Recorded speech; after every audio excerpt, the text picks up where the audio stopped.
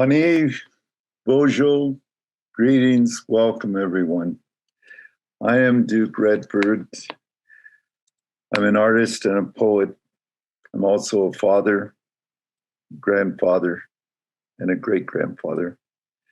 And I'm an elder from the Saugeen Ojibwe First Nation. So it is a custom in our Indigenous people to begin every significant gathering or celebration by first acknowledging our home and our host, our mother, the earth.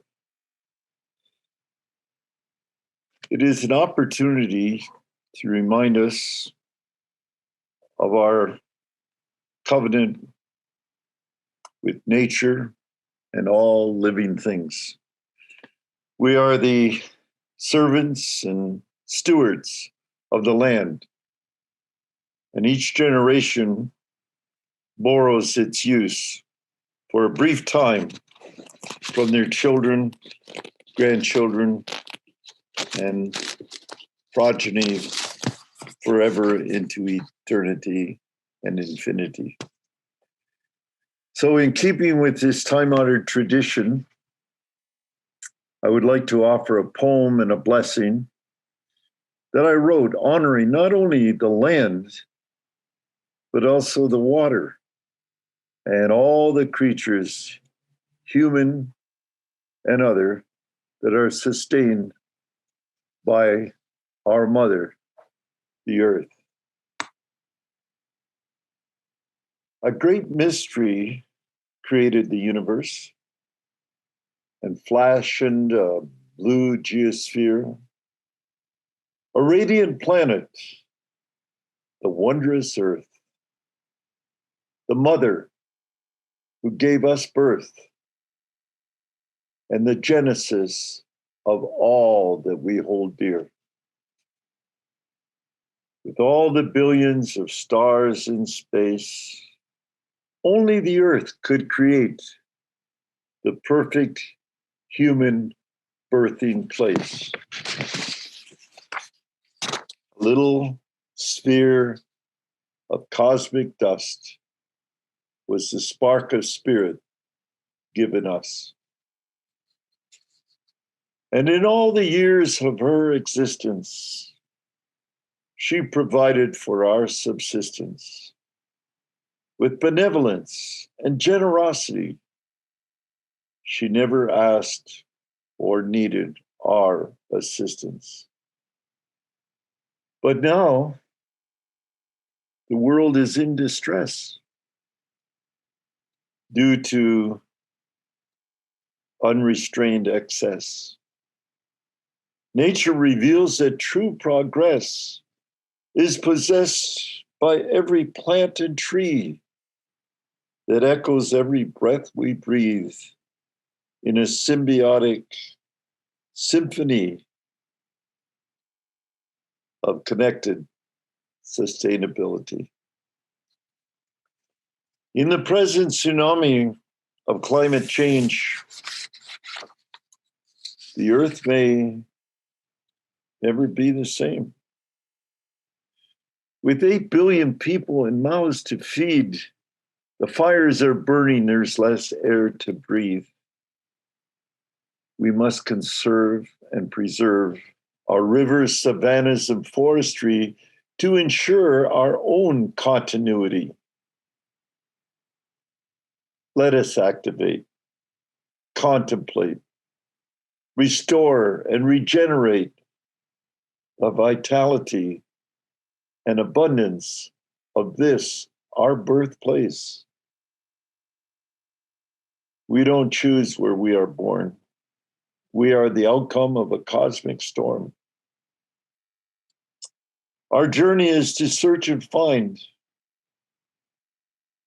the natural order of the divine. Joy and enlightenment is what this wisdom brings. Adore and cherish all living things. This cradle of our precious birth and our sacred relationship with our mother, the earth, Miigwech. I'll pass you over now to our host, Nadine. Thank you. Thank you, Elder Redbird, for your poetry and as always, for the pleasure and the privilege of working with you and partnering on the Wigwam Cheechemong program. Thank you to our audience for joining us this evening. My name is Nadine Villasine Feldman. I'm the Director of Programming at Museum of Toronto. I'm a Filipino woman with dark black hair that's in a short bob, and I'm wearing a long sleeve blue and white striped blouse. I'm sitting at home on my green couch, surrounded by differently patterned cushions. I'd like to welcome you to our program this evening in conversation with Duke Redbird and Andrew Balfour. This program will be exploring their careers and creative collaborations that they've undertaken that have united diverse mediums, geographies, and cultures while exploring the ways in which music serves as a vital channel for education, politics, cultural memory, and spirit. As mentioned earlier, tonight's event is part of our Wigwam Cheechemong program in partnership with Elder Duke Redbird. If you're not familiar with Wigwam Cheechemong, it roughly translates to Big House Canoe in Ojibwe and is a floating art installation and Indigenous learning center that is currently docked at the Ontario Place South Marina. So if you have not yet been to visit, we encourage you to go before Wigwam Cheechemong leaves Ontario Place at the beginning of October. You can also learn more about Wigwam Cheechemong on our website, and you can also call the Wigwam Cheechemong phone line to learn more about Toronto's Indigenous history and culture and its connection to the waterfront through the words of Elder Redbird. So we'll be dropping that phone number in the chat. Before you begin, I'd like to just share some additional information about tonight's program. This program is an hour and a half long, so please feel free to take breaks as you need them. A recording of this event will be available on our website a few weeks following the program. This is a live conversation between Elder Redbird and Andrew Balfour, moderated by Carrie Potts. The moderated portion of the discussion will be approximately 1 hour long and will also include audio and visual media and will be followed by a 20-minute question and answer period at the end. Finally, I'd like to provide a content warning that the dialogue this evening may address subjects related to residential schools, the 60s scoop, missing and murdered Indigenous women and girls, forced sterilization, police brutality, and other issues caused by the ongoing impacts of colonialism. And in recognizing the impact that this conversation may have on people's mental health, we ask that everyone practice self-care as necessary during today's event. And we'll be sharing some resources in the chat that may assist with this. So thank you again so much for joining us this evening. I'll pass things along to our moderator for Chi-miigwech, Chi-miigwech Nadine, Chi-miigwech to everybody joining us this evening. It's so nice to see so many people join us, and please know that everybody is welcome in the circle. And I would just ask that when we can use the chat function. I wish we could talk in person. One day that will happen again.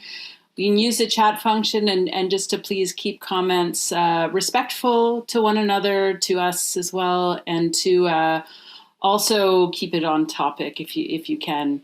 So again, miigwech to the Museum staff and to Andrew and Duke for joining us this evening. I know they're both exceptionally busy individuals, and September is always a really busy month. And now that things are opening up, they're even in even more demand. So I just want to briefly describe myself to those of you listening here. I have long brown hair with long beaded earrings on. I had to wear them tonight because Duke Redbird had complimented me on them once. And I have a blue shirt on, and I'm sitting in front of my record collection. And I'm broadcasting to you from the Dish with One Spoon and Treaty 13 territory of Tikaranto, or Toronto, as many of you know it. I am Temiagama Anishinaabe of mixed heritage with roots in both Prince Edward Island and Temagami, Northern Ontario. And I am a daughter, partner, auntie, and parental figure. And I am currently a professor at Humber College. I teach a course that I created about Indigenous music, film, and media.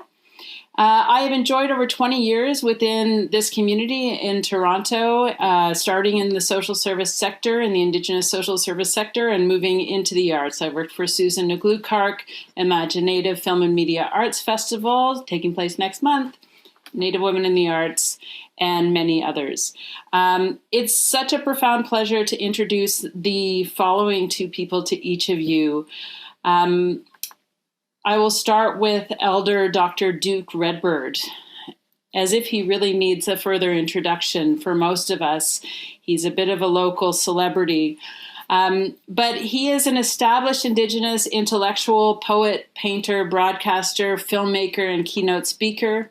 He brings his breadth of cultural knowledge and artistic practice, and I always add, and his amazing personality, his dynamic character that benefit a global audience. He works as a multifaceted artist, practicing across a number of disciplines, including literature, painting, theater, cinema, and most recently, rap poetry. A well-known Canadian broadcaster and television personality, he is in demand as a keynote speaker in corporate, industry, and educational settings. As a poet, essayist, and screenwriter, Dr. Redbird has published and performed poetry readings, theatrical productions, video, and film, both locally and internationally. In 2020, the album Refuge was released by the band Sultans of String and features a musical version of Elder Redbird's poem, The Power of the Land, which we will have a clip of this evening. Earlier this year, Elder Redbird also published Duke Redbird Poetry. Since 2014, Dr. Redbird has been the Indigenous Arts Consultant for the Toronto District School Board and is the Artist in Residence at the Urban Indigenous Education Centre. And if you missed the talk last time with Tanya, please log in and check the MyZM Facebook page for the amazing talk with Tanya Sank and Duke Redbird that we had earlier in the month. Duke, after that introduction, how are you doing this evening? And please describe the settings in which you're surrounded right now for those listening.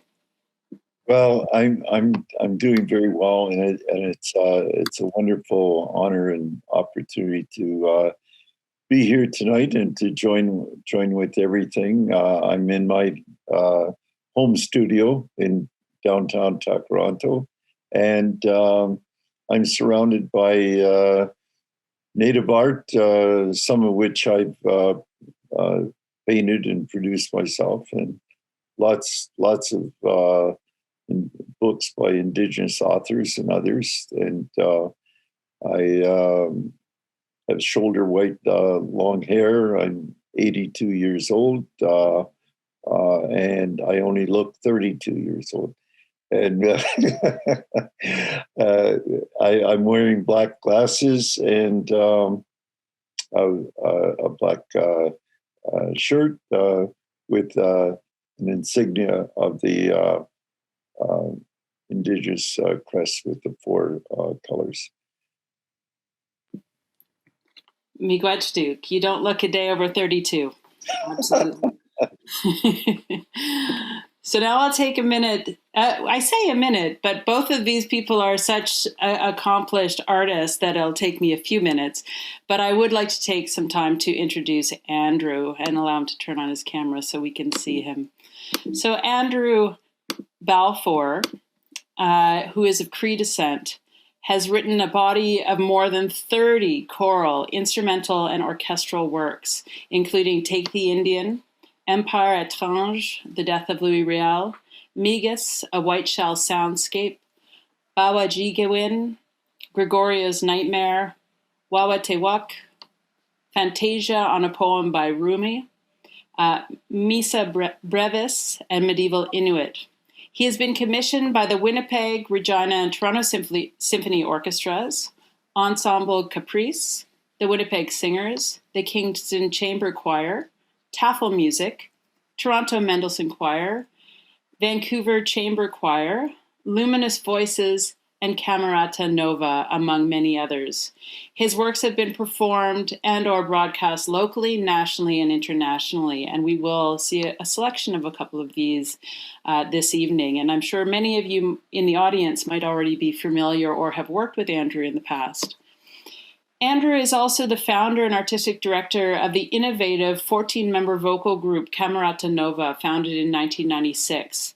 Winnipeg-based Camerata Nova presents an annual concert series as well as special performances. With Camerata Nova, Andrew specializes in creating concept concerts, exploring a theme through an eclectic array of music, including new works, arrangements, and innovative intergenre and interdisciplinary collaborations. Andrew is passionate about music education and outreach, particularly in schools located in low-income areas of Winnipeg and northern communities. Since 2008, he has worked on behalf of organizations such as the National Arts Centre, Camerata Nova, the Winnipeg Symphony Orchestra, and various Manitoba school divisions, offering young students empowering sessions in the joy and freedom of self-expression through music. I want to say welcome. It's a deep honor to meet you on the screen here, Andrew. And I would just like to take a minute to ask you to describe your settings for those listening and to ask how you're doing. Tansy, Ani, bonjour, greetings. I'm sitting here in my living room in Toronto, Toronto, again in the Dish with One Spoon treaty territory.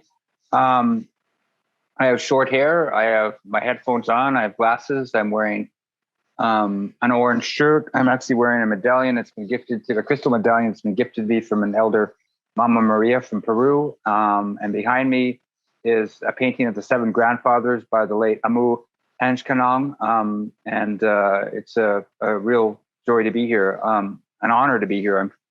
It's been a very busy fall, as you said, but I'm blessed with work and inspiration and collaborations. And again, I feel that's a great honor to be able to speak alongside Dr. Duke Redbird, who is, in the short time I've known him, I've drawn much inspiration from his wisdom and his humor and his spirit. So Chimigwech to everybody. Chimigwech, Andrew. And I just want to give a little cue to the audience listening at home that people can post your questions for Duke and Andrew. If you hit the little Q&A button at the bottom right hand of your screen, you can type a question there. At the end, by around 8:10, 8:15, I will open it up to questions from the audience. So think about your questions. Feel free to type them in as we go. And again, just a reminder to please keep them respectful and on topic as best as you can. So Duke and Andrew, we just came through an election. How are each of you feeling about the current political climate in Canada from where you are? Duke, can I start with you? Well, I think of it as deja vu all over again. It's Groundhog Day in Canada. We've just had a Canadian experience, which is, I suppose, very Canadian. That I understand the election cost $600 million and it changed absolutely nothing. And this seems to be the tradition with our Canadian, the way Canadians have their affairs conducted by whichever political party happens to be in. It doesn't matter which one. It's always the same. So I think to myself, well, thank God we're in the 21st century and there's a 21st century generation of children being born who are going to take this planet of ours to a completely different level of sustainability and intelligence and beauty, because certainly my generation that I belong to we're unable to do it, and so now that we're presently will be completely out of the way, the little children that are being born by parents who are already in their early 20s, I look forward to a great future for everybody. Miigwech Duke. Andrew, how are you feeling right now, post-election? Well, I don't want to get too deep or too angry, but honestly, I feel that I totally echo Duke's perspective there. I feel that the Canadian taxpayers paid $600 million for a job evaluation, which I think is totally ridiculous in this time. I also have to feel that these people are not my leaders. They're not my representatives. None of them are. The system does not represent any of my values or priorities. Maybe if we get clean drinking water to our northern communities, maybe we can get high-speed internet so people in the north can actually do what we're doing here. Maybe when we can deal with substance abuse at an academic level, maybe if we can actually offer equal rights and services and justice for our Indigenous brethren, then maybe I can get on board. But I just feel it's the same old same all the time. I'm not sure I totally I am optimistic in some ways, and I agree with Duke about generations. We are certainly in a much better situation as Indigenous people than we were in some of the topics we'll talk about later on in this discussion. But like I said, none of these people, almost all of them, do not speak for me. And I just feel that, yes, I agree that I was, when I was waiting to vote on Monday, and I kind of felt like this is still a unique system, this idea of this form of democracy. But in the end, in terms of the greater cause and the greater picture of it, I just feel honestly disgusted by the system and the people that are running it. And I feel that they are the most of the privileged.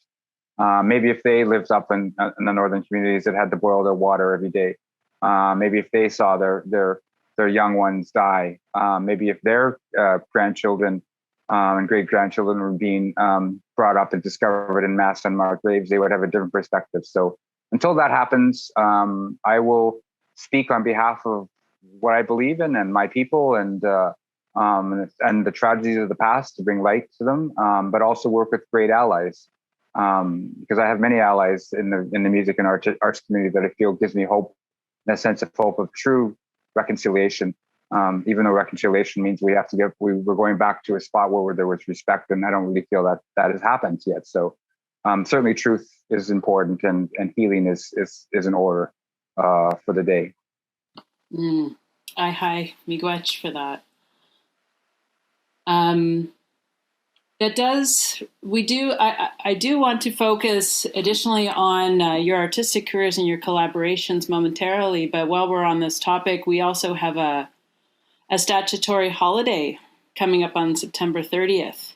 I was wondering if either of you had artistic events that you're doing or other events that you are doing to mark that particular occasion, or Orange Shirt Day, as many people know it. Well, the problem with Ontario, of course, is that it's not a statutory holiday. It's a holiday that is being recognized, but it's not a day when like other holidays where you take the day for true contemplation and remembrance and reflection as a day off work, for instance. And so in Ontario, they haven't declared it other than a day of recognition. Probably they'll fly the flags at half mast, but beyond that, there's our province isn't on board recognizing it to the same degree that Prince Edward Island or British Columbia or Nunavut or the West is doing. So in that respect, I'm a little disappointed with our provincial government here in Ontario. Miigwech Duke. Yes, it's a federal statutory holiday, so government workers have it off. But I certainly am going to be called into work that day myself. Andrew, are you going to be marking that particular day? I'm interested to hear if there's also artistic events or other things happening that the creative community is marking these days with that you might know of to share with our audience. Oh, Andrew, we can't hear you right now. Sorry, you're right. My fault. My bad. I don't personally know of any events in the artistic community from my perspective. I'm sure there will be quite a few. I haven't, I sort of again echo what Duke said about it's kind of half.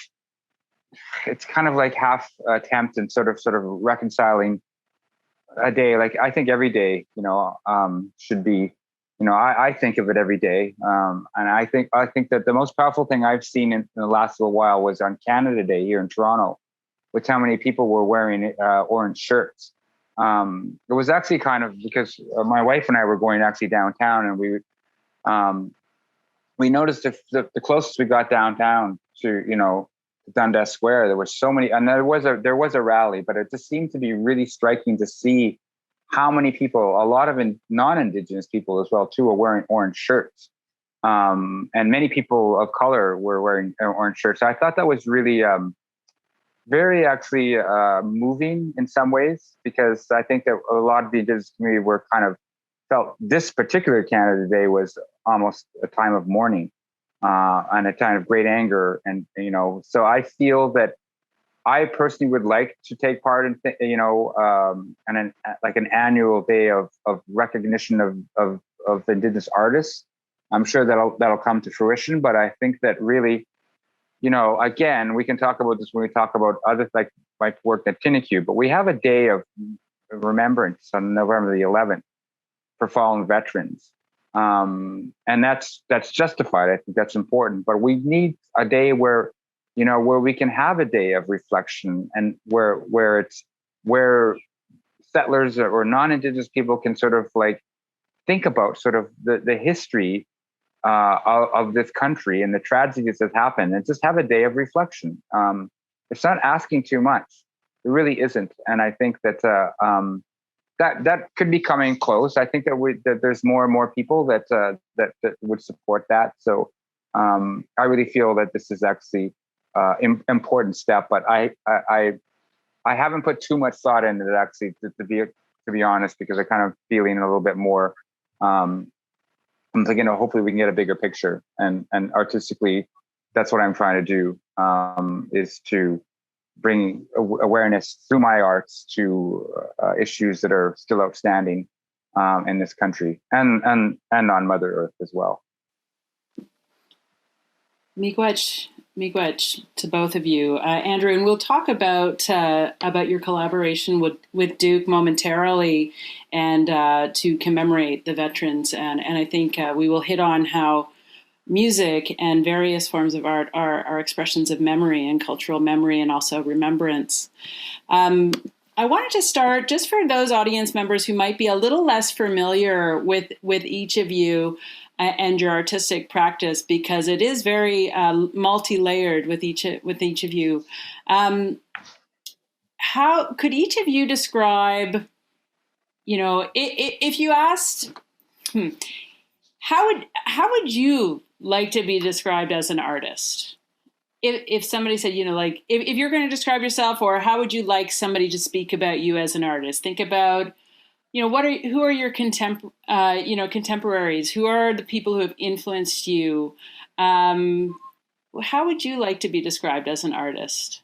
I gave you a really long intro, and so I'll hand it over to each of you. Andrew, could I start with you with that one? How would you like to be described as an artist? It's a huge one. I guess it's I guess it's multi-layered. I certainly feel an artist spirit and creativity, and I think in a lot of ways, and this is probably, I can't speak for all artists or composers, but I feel that I am trying to find my own identity through art, and particularly in music in particular. I am trying to search for my heritage through music. I was a 60s scooper. My blood comes from Fisher River First Nations, Cree Nation in southwestern Manitoba, but I was taken at 6 months of age and brought up into a very loving family, but knowing nothing about my heritage. So my musical influences are very Eurocentric, and I, make no apologies. I think Bach and, I say to a lot of people, a lot of my influences have long been dead, musical influences, I should say. But through music, I have slowly started to search and explore my Indigenous identity. I have many blood memories that are coming through music that when I collaborate with other Indigenous artists, I feel that certainly my influences now are definitely, there's so many of them, Buffy St. Marie or Tribe Called Red or Gerald Tate, the Chickasaw composer from the United States. There's too many to name. And I feel that, as an artist or a creator or a musician, there is never a stopping point. I think it's always continuously going down a road or continuously, I'm so, when I read a novel by Thompson Highway or Richard Wagamose or something like that, I'm just feeling I'm always drinking from the cup of inspiration. And, even if it's tragic stories or even if it's something that might be uncomfortable for me. I just feel that with going back to what Duke was saying at the beginning about, younger generations, I just feel that this is, yes, we're still caught up in terrible tragedies and genocide, and we're still trying to heal for that. But then if you look at some of the younger sort of people finding their identities through theater, dance, music, medicine, it actually gives me great hope. And I like to sort of think that I'm riding that wave of being inspired by what's going on and being able to, nobody's throwing me into a piece of land and giving me a number. And, I can't, nobody's ordering me around or cutting my hair or saying you can't, speak your language or write this music. So I'm fortunate in that way, but I still feel that as a creator, as an artist, and identify as that, is that it's really important that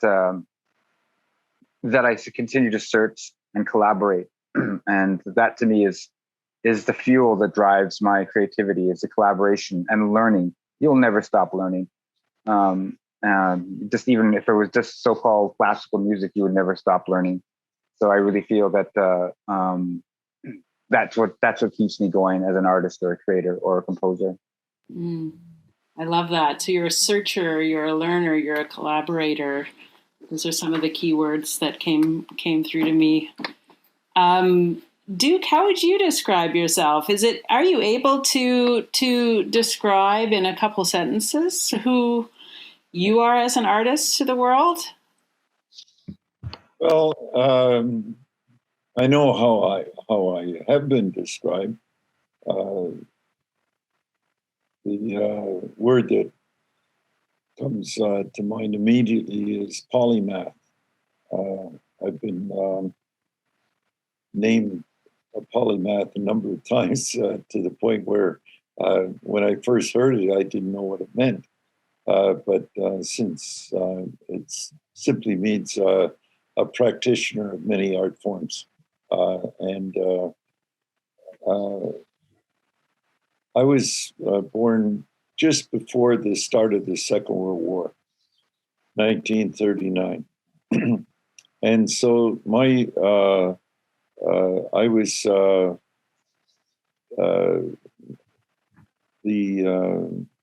family home burned down, and my mother was passed as a result of burning down in the house, and I was just a baby.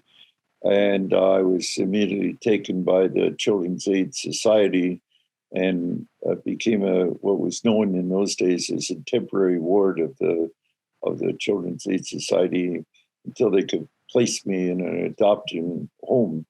But there were no homes adopting Indian children at the time, but there were a lot of foster homes that were taking in children. So during the Second World War period, during the 40s and 50s, when our young men were signing up for duty overseas to fight fascism, they were the highest volunteer enlistment of any group in Canada came from the Indigenous communities. But while they were away fighting fascism in Europe, their children were being grabbed by the authorities and placed into residential schools, which were neither residences nor schools. And then those little warriors, 5 and 6 years old, were fighting a battle against fascism in those schools. And many of them perished while their parents were fighting on behalf of Canadian government in Europe. And it's a sad chapter in our world, and there was no voice anywhere for those little warriors.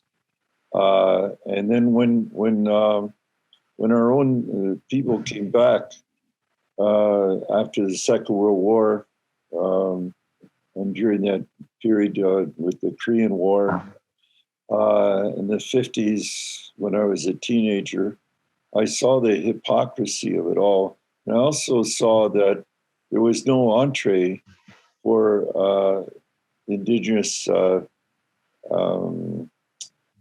people into the majority society, except through the arts. Nowadays they call it cultural tourism, but there was a period of time during the mid-50s and into the 60s where the dominant culture was very intrigued with the romance of the stereotypical noble savage coming out of the woods and bringing song and music to a hippie audience, and I became a member of that generation, and along with other incredible musicians who and songwriters. One of who is record album cover is behind you, Floyd Westerman, who was a good friend of mine, along with Willie Dunn and Elenisa Bobswin and Buffy St. Marie and Willie Thrasher and Winston Watney and Shingoose, and the list just goes on.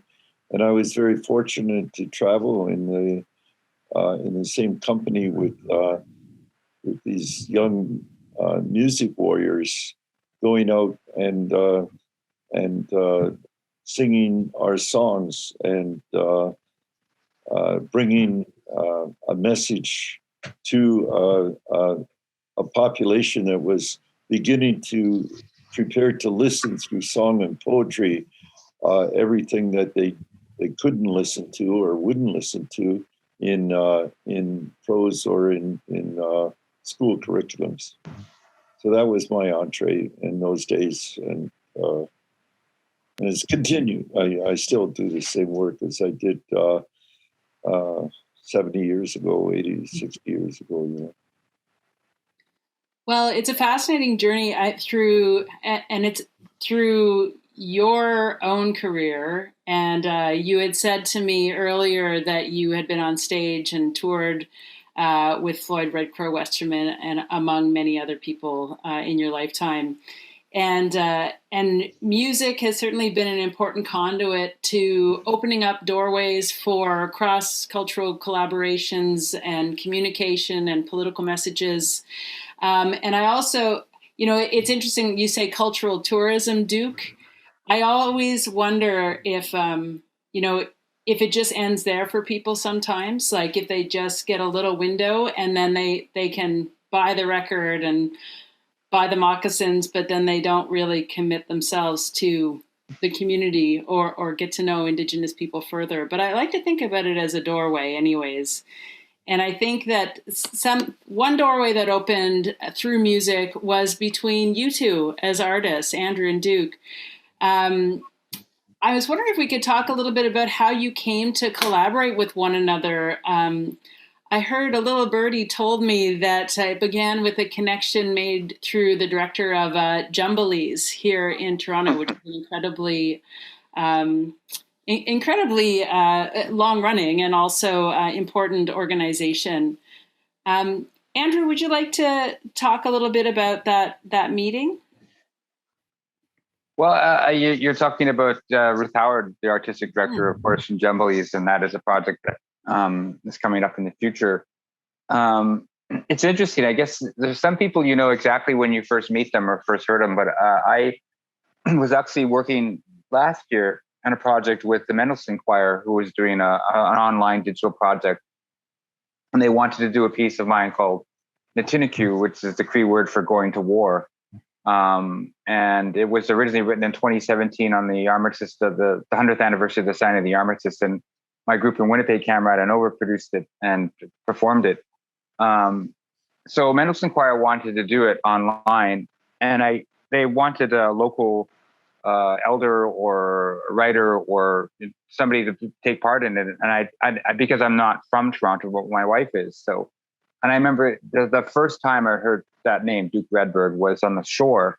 It was an Ontario place, actually. And she mentioned, well, what about Duke Redbird? And I was like, well, who's that? Like this, I just, a light went on, even though I didn't know. And she explained who he was. And I immediately became really excited. And I was able to reach out to him, and he was game for doing this collaboration where we could use his poetry, and we were able to interview him. And that's when things were really complicated, because it was just kind of, even filming, we had to be very careful. This was before the vaccines, and it was very safe, but it was just it was a great experience that the Mendelssohn Choir was able to produce this this production.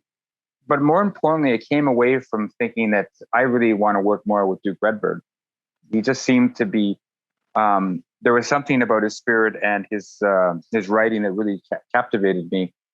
And since then, I feel that, I draw inspiration from, I think a lot of composers, maybe even, 20, 30 years ago, the idea of working with a poet to be, it would be a dead poet. It would be somebody that was long gone. So you set their poems to text, whether it's Robert Frost or what have you.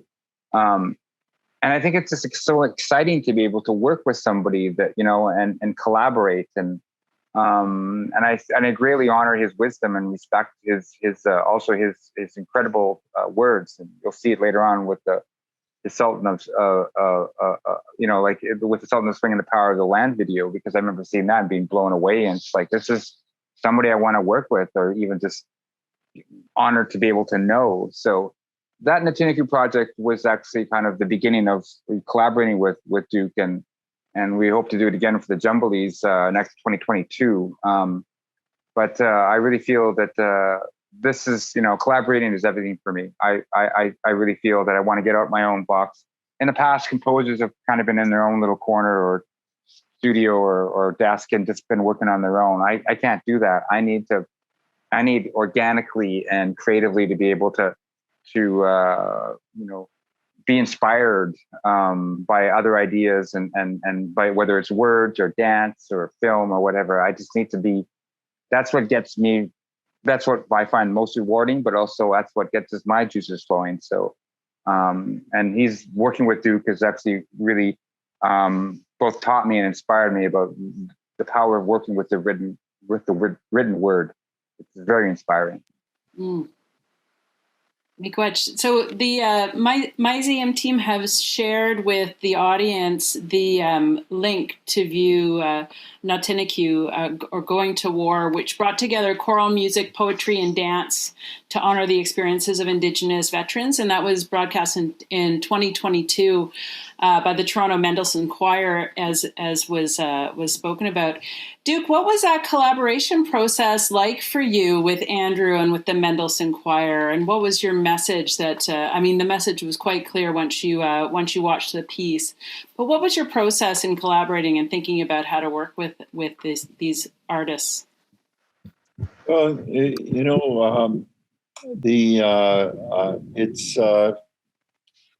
it's serendipity rather than work. It's sort of like a cosmic coincidence, an intersection of mind, of artists, of souls and spirits. And when I met Andrew, I knew that here was an immense talent and someone who was working in a field that I so admire, because I'm tone deaf, basically. I have a hard job singing even Happy Birthday in tune. So the opportunity to have a composer of his accomplishments willing to collaborate and use the canvas of music while I painted words on that canvas was so inspiring myself, and then to see the performance of these young choir, if ever there was an idea of a choir of angels, the Mendelssohn Choir looked like that. Young, beautiful voices, young, beautiful souls who were not indigenous, but they were representative of humanity. And it gave me a great sense of privilege to know that somehow or other this land that we live on and that we've sheltered and cared for and stewarded for these thousands of years is a birthing place for these wonderful young talented people to grow and live in happiness and in love and security, but it needs to be marshaled in and stewardship from an indigenous lens for them to really have the opportunity to fulfill the ceiling of their own enlightenment. Because as we have seen in the past, the generations that built this crisis that we're presently living in is not taking care of this incredible birthing place for the kind of humans that need the type of shelter that can be provided by a country that is the second largest landmass on Earth, that has over 3 million freshwater lakes, that has 3 coasts. I mean, this could be the ultimate paradise on Earth for everyone who with good spirits and good hearts, and led in stewardship from the indigenous experience of taking care of this continent for thousands of years that we've lived here, and we never once did the indigenous people ever produce a world that was threatening the earth with dire consequences, and yet the European settlers were able to do it in a little less than 500 years. Take a beautiful Garden of Eden and turn it into what is a very threatening future with climate change and all the other things that are affecting us, and our politicians are playing games. Our oligarchs, with all their money, are flying off to settle Mars and the moon and other places in the universe. And it seems that only the indigenous peoples around the world are taking the role of sustainability and for the Mother Earth and for the water and for the creatures and for the breath that we breathe. And the artists are on the forefront of this. And music can carry the ship along. Poetry, art, all the things that are creative, inventive, that have imagination, that are innovative, and coming from an indigenous place, with the blood memory that we have of sustainability and stewardship, this is could be the greatest century that the world has ever known.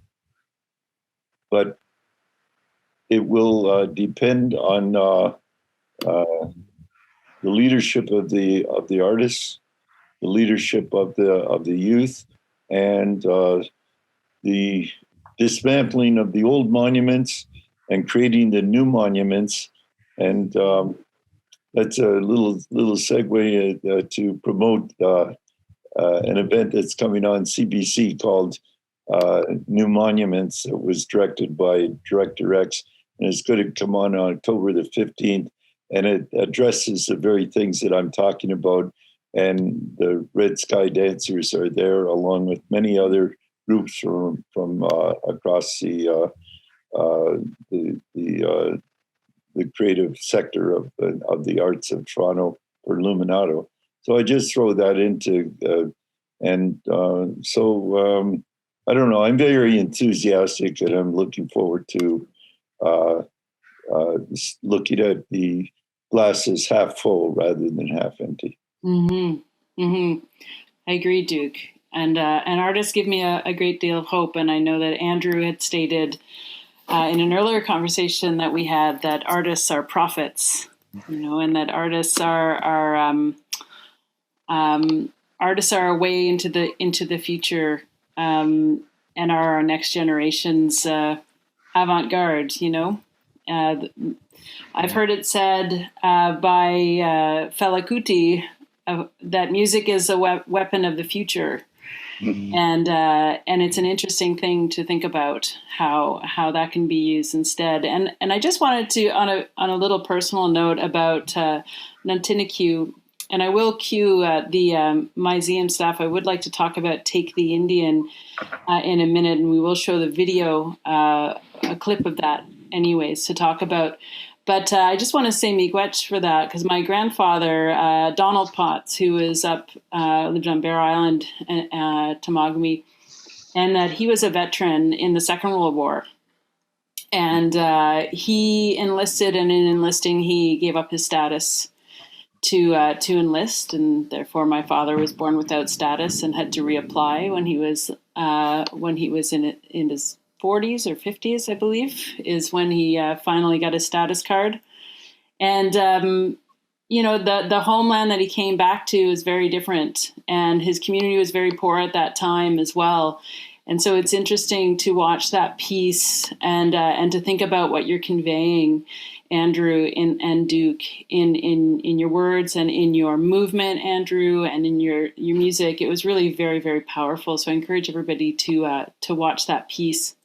I would like to talk a little bit about two pieces that one that Andrew did, we'll start with, and then one that Duke did. So we'll start with a clip of Take the Indian, and we'll see if the museum staff has it queued up.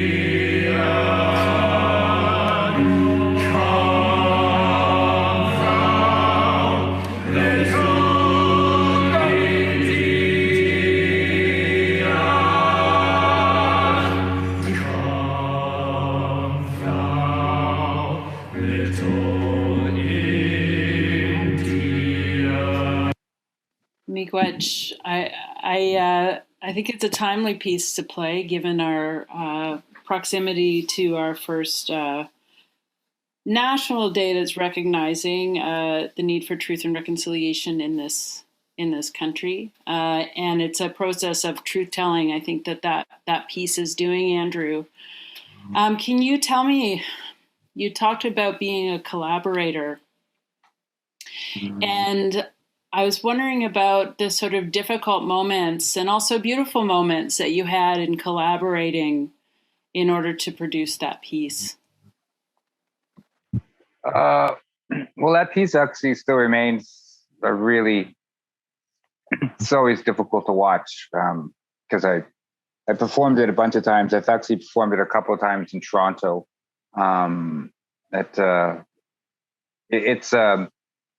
It's always, it needs to be collaborative. It's dance, it's, it's choral, it's instrumental, it's lighting, it's stage design. So it's changed every time I do it. But it's certainly in terms like it was inspired by the Truth and Reconciliation Committee when they came to testimony, when they came to Winnipeg in 2012. And a year later, I was commissioned by the Winnipeg Symphony to write something in correlation with the opening of the Human Rights Museum in Winnipeg, and that's where that particular performance was taped. I think that it's important to realize is that like a lot of my Indigenous thematic works are very collaborative by nature. It needs to be, going back to the fact that I have so much to say that I just can't do it on my own. I am not a residential school survivor, but I'm sure it's in my blood memory. My experiences with the church when I was young were not anywhere as horrific as so many people have gone through.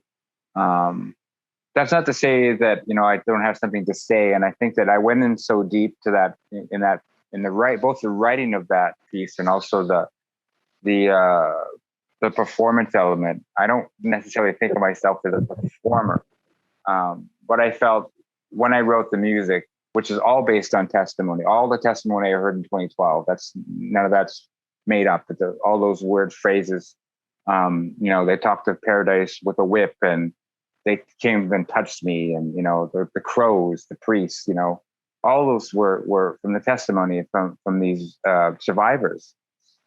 And when I heard that testimony, I thought I heard that testimony, it was really moving to me. It's one of the most powerful and sad moments of my life. When I was listening to testimony, I wasn't thinking, I'm going to set this to music. It didn't even come to me. It was just sort of like it took so long to just to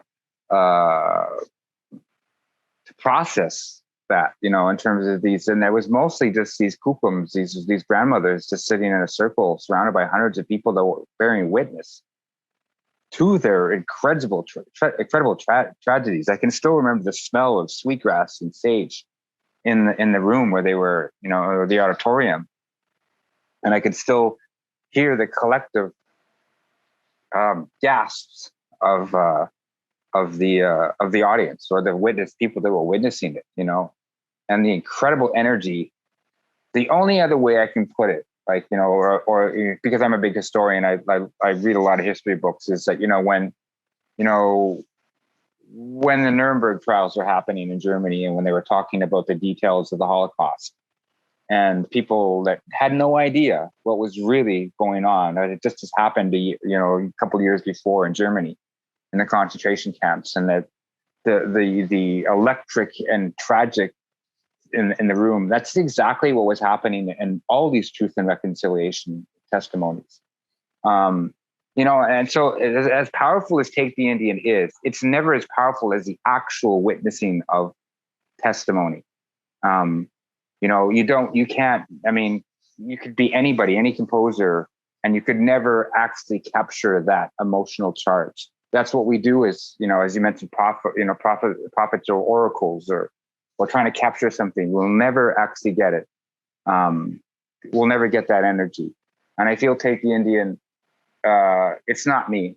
That didn't come from me. That came from the spirits of the little ones that went through such tragedies.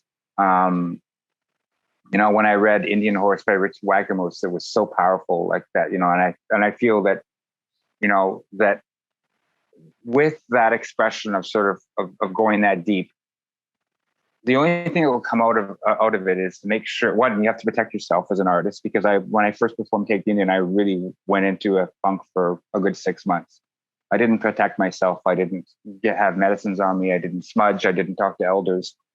As a result, I learned from that mistake. But I just think it's so important that these stories continue to be told, but also that it's not sort of like, it ceases to be entertainment. It becomes truth, like storytelling, which Duke knows so well about. Storytelling is everything. And I'm a storyteller through music. But collaborating, going back to that aspect of course, none of those singers, performers on stage were Indigenous, but they went into, like actors, went into the spirit of the tragedy and the horrors through the text and the music and the power of myself dancing and the trickster spirit. And later on, my friend Corey Campbell comes on stage and cleanses everything with his drum. Because he's a Ojibwe from Saging First Nation, who's a great collaborator for myself as well. So I think that, again, just going back to allies and having people that really respect and want to listen, because we need listening now, particularly after discovery of all these graves. But we always knew they were there. Elders knew, communities knew that were there. This is not new. I think the rest of the country is catching up, but I feel that I just need to continue to collaborate for my own sense of healing, my own sense of understanding what happened in the past and what also can happen in the future in a way that we can never repeat those mistakes again. Never, ever. But we can still honor those young ones and the ones that are still with us that are so scarred. The Lost Tribe, I wrote a piece several years ago called Wawatewa, Northern Lights. And it talked about that lost tribe, street people that are just so lost. And we see it in every Canadian city or community. So I think it's important that I try to heal through collaborating and music. Miigwech, Andrew, you said once when we spoke earlier that we suffer when we create as artists, and that really struck me, and it's interesting that you talked about that need to smudge and consult your elders and to do ceremony while you're going through that process. Duke, I wanted to give you the opportunity to respond to this work and to respond to anything that Andrew said here before we highlight some of your work. Well, anything worthwhile doing is worthwhile doing in community, because there's a need to feed off one another's energy and creativity and collaboration. It's a wonderful thing if you can acquire a community of like minded people in terms of their desire to be the mirror of a time and a culture that they're living in the moment. That's why I like rap poetry so much, because it's immediate. It's in your face, and whether you like it or not, it tells you the mirror that you're looking in, and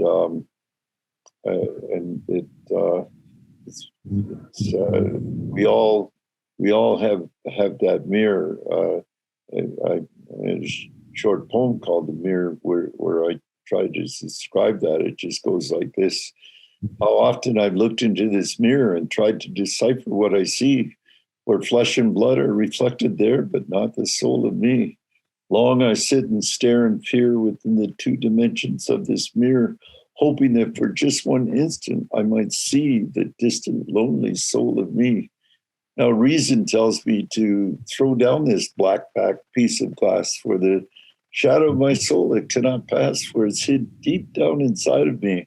And though I stare within its depths all eternity, it shall only reflect the mocking mask that surrounds and hides the distant, lonely soul of me.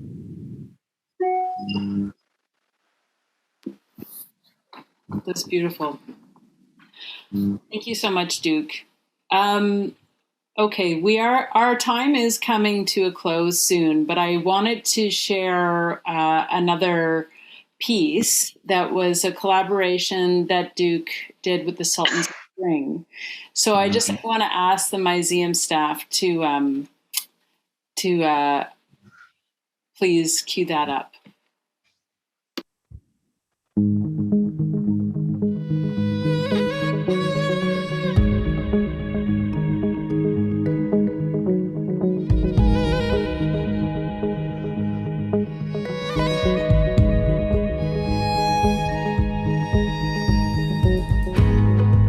Nation, in every clan, the elders to a person understood a sacred plan and shared a common truth, one truth to understand.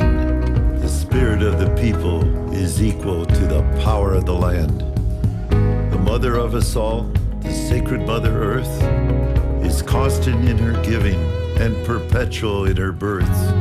In meadows and in fields, where weeds and flowers grow, she conceives the summer showers and spawns the winter snows. In forests and in mountains, she gives the birds that fly every type of wing, and coaxes the wind to join in harmony when they begin to sing. In brooks and streams, and rivers as they flow, she generates the dreams and makes the fires glow. And in every creature, whether large or small, she buries gems of wisdom in them all.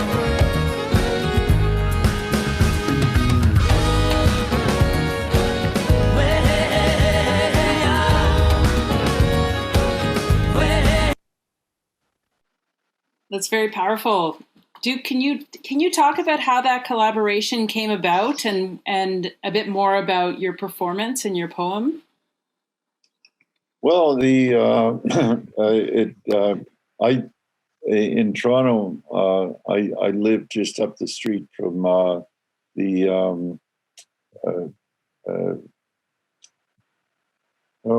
what's the hall? Where there were composers from all over the world had come in for a composers convention, and they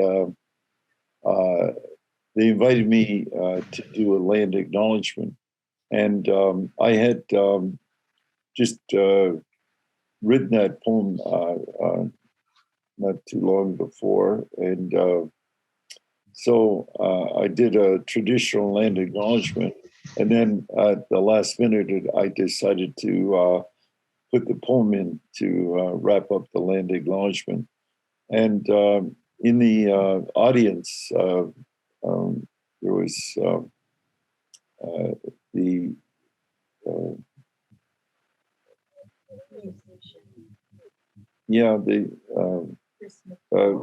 there's Chris McCool, who had a group called the Sultans of String, and he came up to me afterwards and he said, "Have you ever considered putting?"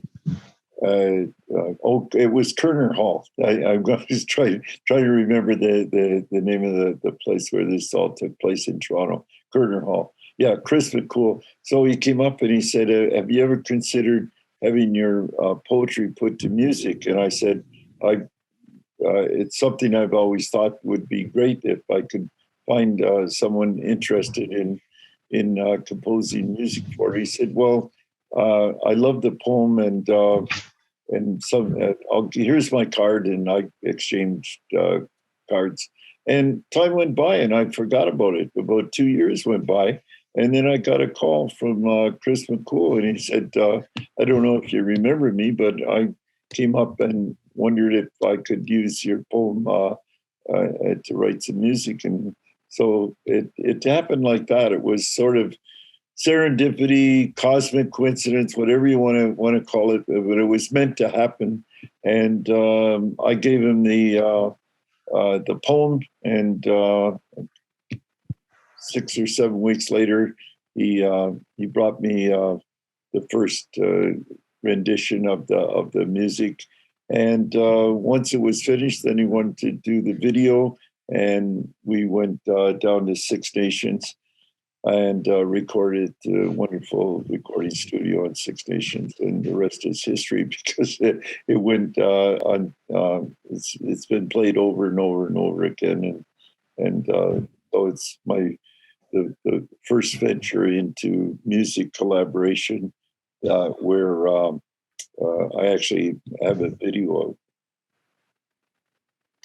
Well, I really enjoyed the video also because my mother's from the East Coast, and it looked like some East Coast scenery was captured in some of the images there. The red shores gave it away. Yeah. Go ahead, Duke. No, it's a big country, and when you grab those images, there's always something for everybody recognizes a place. And it's quite amazing when you think that between the coasts, there's 5,000 miles separating us, and yet there is a thread that runs through our experience in this Turtle Island experience that we all share. Mm. Well, miigwech to both of you. I have a list of about 10 other questions that I'd like to get through. So maybe we can just break off and have a side conversation another time.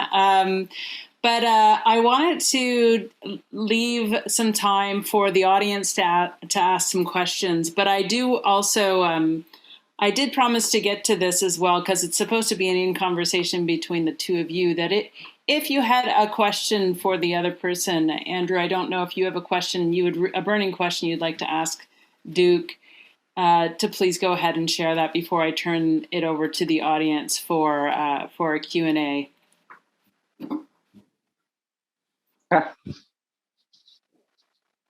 No, just sort of more like just an acknowledgement of the Duke's incredible inspiration. I always get a little choked up when I see that The Power of the Land video. It's just quite something to sort of see Duke speak those words with those excellent musicians. It's quite extraordinary. Mm-hmm. Well, I wanted to find out from you, Andrew, if I guess you heard of Rodgers and Hammerstein and Rodgers and Hart, and do you think there could ever be a Belfour Redbird production? Absolutely, absolutely. Hopefully, we'll get paid as well as those two. Yeah, well, maybe if we get something that's as popular as Hamilton, and we have incredible stories. And great people from all walks of life that, and of course, living in this part of the world, Tecumseh immediately comes to mind of the possibilities of a great story that includes so many other the resistance that he inspired carried on right up through to Louis Riel and on. So let's think about it. Absolutely. Yeah, I think that we are severely lacking in these sort of, especially the mainstream, like these, we know, you and I and so many people know some worthy characters or stories that could be, like hit Broadway. Why not? Like, why not think big? Yeah. I have a suggestion for a Broadway title. Speaking of Rodgers and Hammerstein, it can be The Duke and I. That's so great. Okay. On that note, it was such a pleasure talking with each of you, by the way, and it's just such an honor to be able to sit in on these conversations. But I do want to turn it over to our audience because there's quite a few questions. We will get to a few of them, and I apologize to anybody who asked these beautiful questions. But John Lawrence asks, can you please speak more about the role of music in carrying forward cultural and historic knowledge? Would anybody like to take that on? I think that it's, that's essentially what music, I guess can be its prime role as, in terms of knowledge. I actually am influenced very greatly by early music, Renaissance and Baroque music. That's why I started my group in Winnipeg. And I think that, I'm not a Christian, so I don't know why I'm so attracted to music from the High Renaissance. Masses by Palestrino or Monteverdi or William Byrd or Orlando de Lassus. But there's something, maybe maybe there's a certain spirituality in that music, even though I'm not a Christian, I'm very attracted to. Maybe it's the ritual, maybe it's the sound of voices in that style, very refined style, but it's a culture. It's, it's kind of like whenever I perform music from the Renaissance, it's like going like a time machine, going back to a long forgotten time. But it's almost like we can recreate. It's building cathedrals again through sound. But then again, there's other elements to the history of music that actually where you really are learning about, like it's a culture. I think when I listen to Benjamin Britten's War Requiem, I am actually hearing the tragedy of war. I'm hearing sort of like, that's another incredible collaborations that he did, and Britten, that is, writing that piece like that. It's cultural, but when I listen to gamelan music, it's almost like another planet, but that's a cultural reference too. It's using music from all over the world, and honestly, most of the world does not speak in the major and minor modality. Most of the world has never heard of Beethoven or Bach or Wagner. Most of the world speaks in a totally different musical language than we think. We think of your European music as being that pinnacle, but honestly, most of the world has no clue. When you think of like Asian forms of music, that's a cultural thing too. And there's Chinese opera talks about huge tragedies and stories.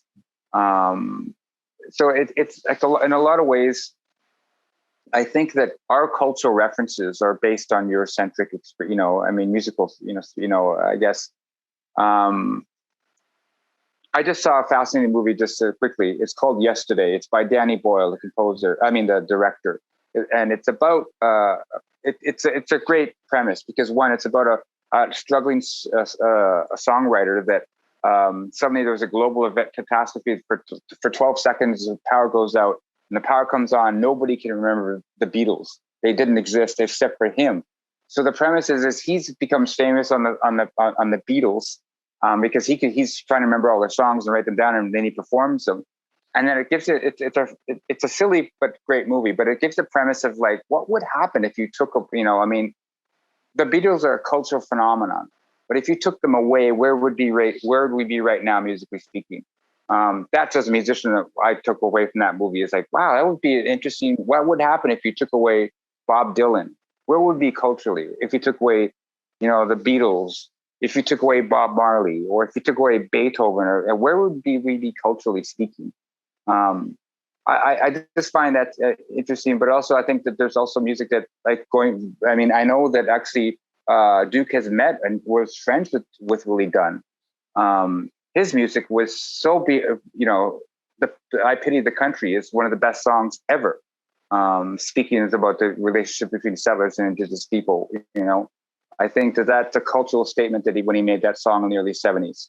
I still get goosebumps when I listen to that song because I think, wow, he was doing it way before Tribe Called Red or anybody else. He was just doing it. He's speaking the truth, and that's a cultural aspect too. I might have gone on a tangent there, but I just feel that it's an interesting question. Duke, did you have anything to add? And then we'll get into one more question from the audience before we have to wrap up today. Well, I guess every child is born with a heartbeat, which begins the association with the drum. And the earth has a heartbeat. And when those vibrations, sound vibrations, resonate in harmony with one another, the heartbeat of the child, the heartbeat of the mother, the heartbeat of the earth, there is a symphony of wonder. But when it's housed in trauma and heartbreak and suffering, and which our community has been exposed to for the last at least 140 years. We were still friends with the colonizers up until we won the War of 1812 for them, and then they abandoned us, and we won the war for them, but lost the war for ourselves. That resident heartbeat got diminished, and it's coming back now.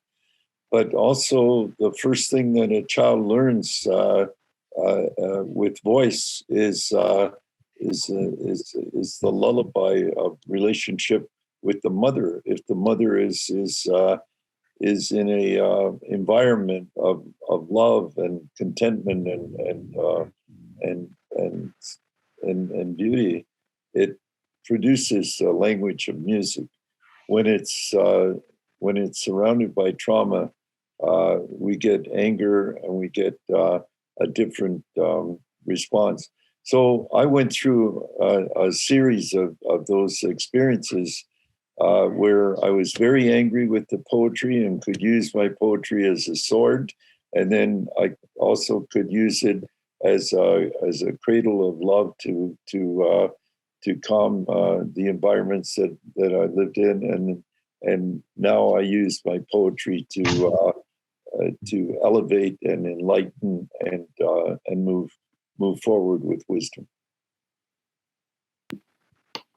Miigwech. The last question from the audience before we wrap up tonight comes from Pedro. He said, can you expand on the idea of protecting yourself in regards to the creative process? And Andrew, you had spoken about this.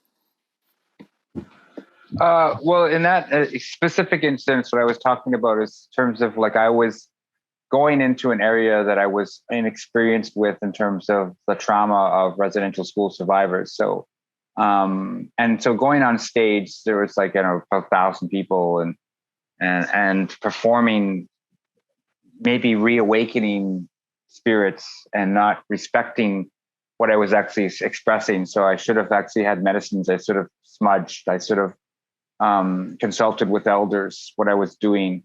So I guess it's a teaching moment when I did that, because I think that can go for anything. I guess it's part of self-care too, in terms of when you're performing, you are making yourself vulnerable, but that one is a deeper, I don't normally do things like take the Indian. Usually it's either composing music and not performing, or doing early music or Baroque music, so it's a different aspect. But I think it's important that I think you need to respect the story and respect the significance of what you're writing about. And part of that can be this idea of kind of protecting yourself, or sometimes cleansing, or just being careful with your spirit and your body, that you are protecting yourself. And I feel that some of the medicines, the ancient medicines, are still relevant, whether it's smudging or sweetgrass, or doing sweat lodge or the sun dance or what have you. I think these are all medicines that are very important, that can protect us, not just for performing, but also just in our daily lives. I think it's important to have these medicines. My wife and I have medicines all over our apartment, and it's very important. It does protect us. I think there are things, unseen things we can't see, whether you want to call them spirits or what have you, that can be harmful. So it's very important that we do have the medicines around us to protect us and help cleanse us and heal us as well too. Well, Thoughts? Yeah. I guess we're at toward the end of our time, but I just want to say that I've had friends in the industry who didn't protect themselves, and who shored up their vulnerability with drugs and alcohol and in all manner of ways, and they brought great music, but lost their own souls and lives, and simply because they didn't know how to protect themselves from what you're talking about. So Andrew, it's an important message for the young people out there, because whenever you are on a stage and you're performing, you're vulnerable. And I know some young people who actually, after a period of being exposed in two audiences and to get some notoriety, if you like, or celebrity status, actually committed suicide because they weren't protected either by their handlers, by their people that are around them, or by their community. So a good message to get out there, because as much as we love music, it is, and poetry and the arts, it's a two-edged sword. Yes. Thank you both for saying that. I worked with Susan Aglukark for a couple of years, helping to release one of her albums, Blood Red Earth, and still do some volunteer work with Susan's foundation, the Arctic Rose Foundation. But Susan, I mean, if you've ever had the pleasure of meeting Susan, she's about the nicest human you'll ever meet. And she talks about that fear and that vulnerability. And being a public figure, you're also a target of a lot of discrimination and a lot of hate. And she handles it with a lot of grace, but it's not without a lot of, personal, emotional toll, toll that it takes on her spirit. And so I thank each of you for bringing your own personal journeys and perhaps mistakes. Andrew, you talk about it being a mistake, but it is a learning experience that all artists have to go through. And we all make public mistakes sometimes as well. But I just want to say Chi-miigwech to each of you, and to everybody watching at home. There were some fabulous questions here that I didn't get to, and there's one in particular by Francis who asks about how should non-Indigenous people proceed when they want to pay their respects to residential school children and their families with the upcoming federal statutory holiday anyways. So maybe the Myseum staff can also think about that when we send out a follow-up email to those of you who registered to give you a couple ideas of some events or things that you can go to. And please check out the Orange Shirt Day website directly for a lot of great resources. I do want to say a deep, deep thank you again to Andrew Balfour and Dr. Elder Duke Redbird for the immense privilege of sitting with us this evening, and to each of the Myseum Toronto staff who work in a beautiful way with each of us and are so organized, and it's so great. I encourage each of you to go visit Duke. Is docked right now at the Ontario Place. At Ontario Place at Wigwam Chichamang, and continue these conversations with him directly. So I will pass it back over to Nadine at Myzium and say Bamapi until later. Thank you so much, Carrie. I would just like to express our deep gratitude to our speakers tonight, Elder Duke Redbird and Andrew Balfour, for sharing your experiences and perspectives on art and music as a means of cross-cultural understanding, and music as a very powerful means of unearthing histories and truths that, have not been previously shared in our schools and our institutions and in the mainstream. Thank you to our moderator, Carrie Potts, for being our guide through this conversation and for holding this space with such care. Just thank you to the three of you for really such a moving and powerful and important conversation. Thank you to our project partners for Wigwam Chichamang, of course, Elder Duke Redbird, with very special thanks to Nancy Wolf, who is so responsible for so many of the logistics around everything we do with Wigwam Chichamang. Thank you to Ontario Place for being our Wigwam Chichamang venue host. Special thanks, of course, to Andrew for sharing his work and his musical composition, Vision Chant, sung by the Canadian Chamber Choir, which was the music played at the beginning. But of course, thank you to both Duke and Andrew for sharing their work here with us today. Special thanks to Chris McCool from Sultans of Strings for giving permission to share Power of the Land. Thank you to our live captioner. A very special thank you, especially from me, to our hardworking staff at Myzium. And thank you all for joining us tonight. Thank you for coming, for sharing your thoughts in the chat, and for being so engaged. Just a reminder that Wigwam Chichamang, as Carrie said, is at Ontario Place and will be there until October the 1st if you want to see it. You can, of course, visit our digital exhibit online on our website. And if you have any questions that you'd still like to ask Elder Redbird, you can call our Wigwam Chichamang phone line, leave them there, and hopefully they'll be answered on our website. And you can go to our website, myziumoftoronto.com, or sign up for our newsletter to stay up to date on all of our programming. I hope you all have a wonderful evening, and we hope to see you again. Thank you so much. Thank you.